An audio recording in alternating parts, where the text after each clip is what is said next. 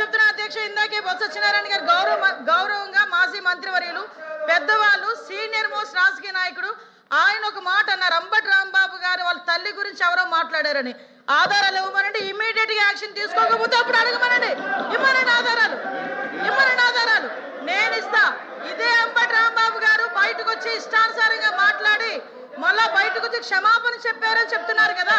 క్షమాపణ చెప్పే ఉద్దేశం అయితే వితిన్ పావు గంటలో వాళ్ళ ఇంట్లోంచి బయటకు వచ్చి మాట్లాడుతూ నా కుక్కను కూడా టచ్ చేయలేరు, ఏ పోలీసు వస్తాడు రమ్మని చెప్పినప్పుడు ఆ మాట్లాడు గురించి మాట్లాడినట్టు అంటే ఇలాంటి మాట్లాడి రచ్చగొట్టేటట్టుగా మాట్లాడి నిన్న జైలు దగ్గరికి వెళ్ళి ఇట్ట పాడతాడు. ఆయన మాజీ మంత్రి అండి, ఏం మాట్లాడుతున్నారండి, ఏ సైకిల్ చేస్తున్నారండి, సమాజానికి ఎటువంటి మెసేజ్ ఇస్తున్నారండి?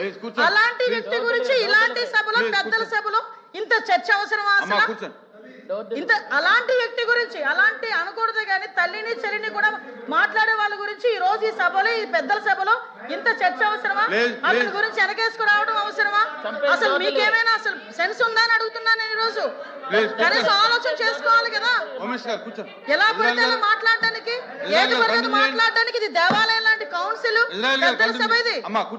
అసెంబ్లీలో ఆయన జైల్లో ఉన్నారు, ఆయన పైన 30 కేసులు పెట్టినారు, అయినా కూడా కడుపు మంట సాలలే వీళ్ళకందరికీ. నిన్న తెలుగుదేశం పార్టీ వాళ్ళు ఫీజు రియంబర్స్మెంట్ బకాయిలు ఏమైనారా అంటే సమాధానం లేదు. ఆరోగ్యశ్రీ సేవలు ఎందుకు ఆపేసినారా అంటే సమాధానం లేదు. 99 రూపాయలకే ప్రభుత్వ భూములన్నీ కూడా ఎందుకు ఇచ్చేస్తున్నారంటే సమాధానం లేదు. హోమ్ మినిస్టర్ ఏం మాట్లాడుతుంది వీటికి సమాధానం అడిగితే తెలుసా? అంబటి రాంబాబు గారు ఇట్ అన్నారంట.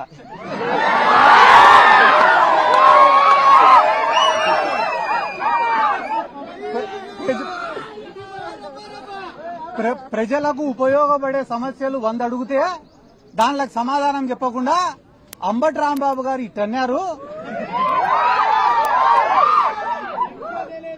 అది దేనికి సంకేతం ఇస్తున్నాడు అంబటి రాంబాబు గారు అని అంటున్నారు.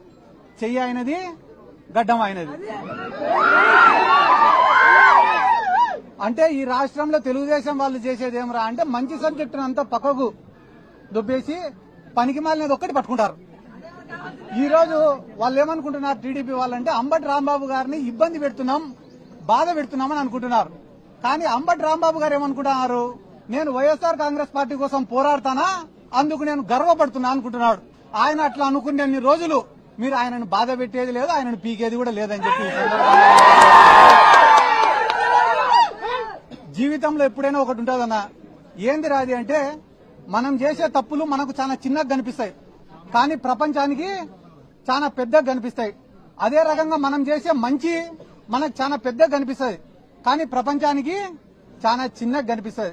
ఈ రోజు కూటమి ప్రభుత్వం యొక్క పరిస్థితి ఏమరా అంటే పొద్దున్న నుంచి రాత్రి వరకు చేసేటివన్నీ కూడా తప్పులే, అయినా కూడా వాళ్ళ కళ్ళకు అవి కనపడ్డంలే. తిరుమల లడ్డు విషయమే దీనికి ఉదాహరణ. వాళ్ళ దృష్టిలో తిరుమల లడ్డు అనేది చాలా చిన్న విషయం.